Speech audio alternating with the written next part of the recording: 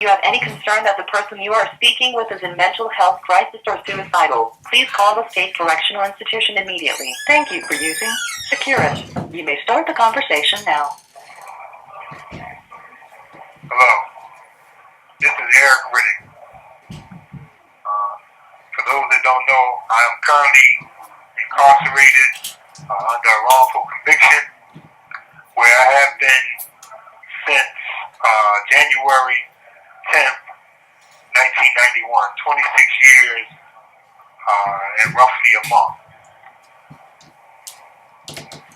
I just want to speak very briefly on the latest events regarding my case and the nature and the things that surrounded my wrongful conviction and the breakdown in the judicial process that led to this miscarriage of justice and that's actually continuing this miscarriage of justice.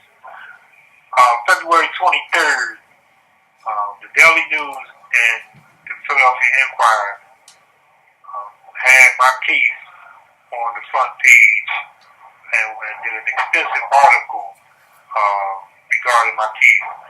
The nature of the article was basically about the clear evidence of innocence in my case, the fact that not only have I confidently claimed and proclaimed my innocence from the very beginning, my family has proclaimed my innocence, but also the court system, the P.C.R.A judge pointing to physical evidence that's most likely exculpatory.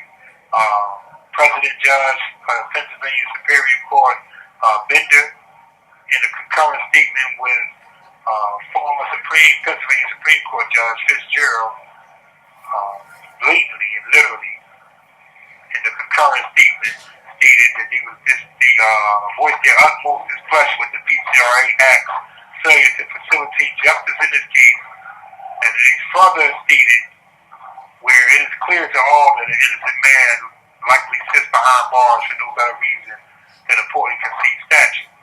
But let me say this in regards to the time limitations that the Philadelphia Daily News and Inquirer was speaking on regarding evidence being introduced too late that point to my innocence.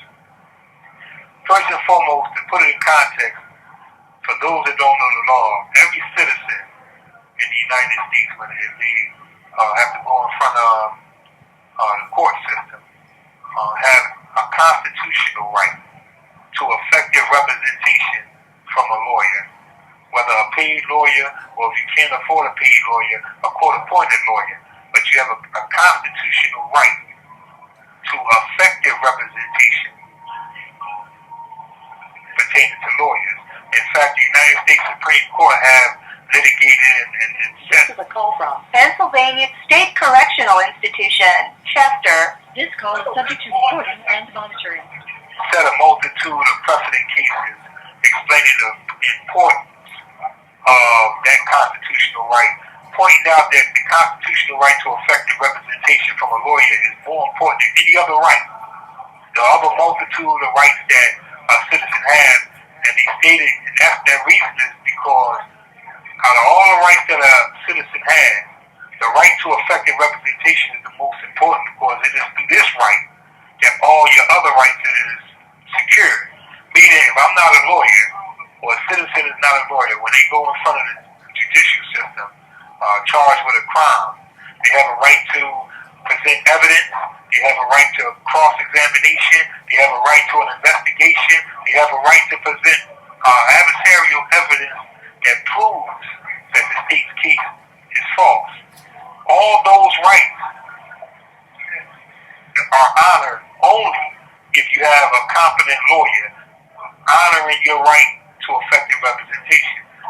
When that right is deprived of you, like in my case, what happens is the evidence that should have been presented, like for example in my case, 26 and a half years ago, would not be presented. You know, one of the things that they missed out in the newspaper articles, and you know, the few other arenas that have been speaking about my case, no one has asked the question, why wasn't this exculpatory evidence that proves my innocence, why wasn't it presented 20-something years ago? Why wasn't my alibi witnesses presented 20-something years ago? You know, why wasn't these things done? Why wasn't an investigation done on the only theory that was presented and falsely presented against me 20-something years ago? And I answer that question now. This is a call from Pennsylvania State Correctional Institution, Chester. This call is subject to recording and monitoring. Backed by the record is because I didn't receive the effective representation that the Constitution guarantees me. You know, and that speaks to a phenomenon that's going on in the court system right under the noses of the people. A phenomenon that I've titled and called in the past mass incarceration without effective representation. Just think about that. Just think about you going into a hospital and you feeling sick. And when you go into that hospital, a doctor fails to prescribe the proper medication for you. And then when you get sick or you reap the ramifications of that misdiagnosis or that negligence from that professional, the victim is blamed. This is what's going on in the court system right now. You know, again, we have a Supreme Court Justice, Pennsylvania Supreme Court Justice Fitzgerald, in a concurrent statement with the President Judge of the Superior Court, stating and confirming that I'm innocent in a concurrent statement attached to their opinion. And they said because of this statute, saying that the evidence that is proving my innocence now, whether it's Sean Stevenson's recantation, Sean Stevenson being the only person that falsely accused me, he recanted, and because this evidence wasn't presented in a timely manner, they saying that the court's hands is tied to acknowledge in an official standpoint, because keep in mind, the courts have acknowledged this evidence being exculpatory and it proves my innocence, but they saying from an official standpoint, from a procedural standpoint, they can't act on it because of a procedural impediment. This is the height.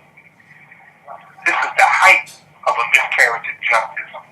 And let's keep in mind, you know, our judicial system is rooted in the first sentence in the preamble of the United States Constitution, where it states that we the people, to form a more perfect union and to establish justice.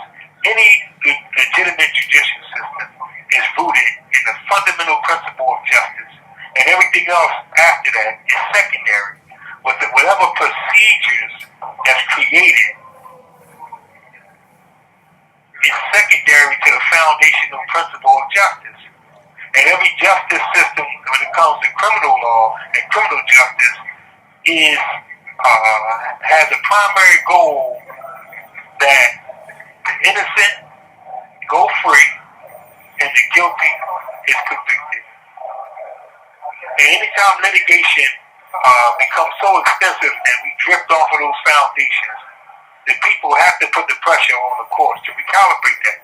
We can't claim to be a civilized democracy and acknowledge that an innocent man is in prison, yet openly state that the courts, those individuals who's deputized to enforce the Constitution, hands is tied to free a man that all the evidence proves his innocence. So again, the P.C.R.A. statute, from a procedural standpoint, is being allowed to subordinate the principles of justice in our judicial system. That's unconstitutional. There's no case law that can justify putting a citizen's actual innocence secondary to a procedural impediment. And if that's the state of our judicial system, then again, once again, the Times is calling on the people to put the pressure on our judicial system to recalibrate the manner in which the Constitution is being interpreted. Because again, you know, using basic common sense, one does not have to have a law degree to understand that it's uncivilized for the court system And keep in mind, not just any judge, but in my case, the concurrent statement that's spoken about in the Daily News and in the Inquirer and in the Tribune, that concurrent statement is a concurrent statement from Superior Court Judge, President Judge Bender, and a former Pennsylvania Justice, Fitzgerald. And again, they stated that they are displeased with the P.C.R.A. Act's failure to facilitate justice in this case. And then the next sentence after that, word for word, these judges state, where it is clear to all that an innocent man is likely sitting behind bars for a thoroughly conceived statute. Now, let me say this. Whatever the intentions was when in 1995 when the amendments was amended to the P.C.R.A. statute that created these rigid time limitations. If the intentions was good, those intentions have deteriorated from a promotion of justice to an obstruction of justice. Anytime a statute is created that it obstructs evidence of innocence from coming in or putting a time limitation on innocence. And one other thing, I spoke about this just recently in a recording. There's no statute of limitation on prosecuting a homicide, a murder. If a person committed a murder 30 years ago, when evidence come up, the prosecution can present evidence to charge that man for that 30-year-old murder. And that's correct. It should be like that because you can't place a value on human life.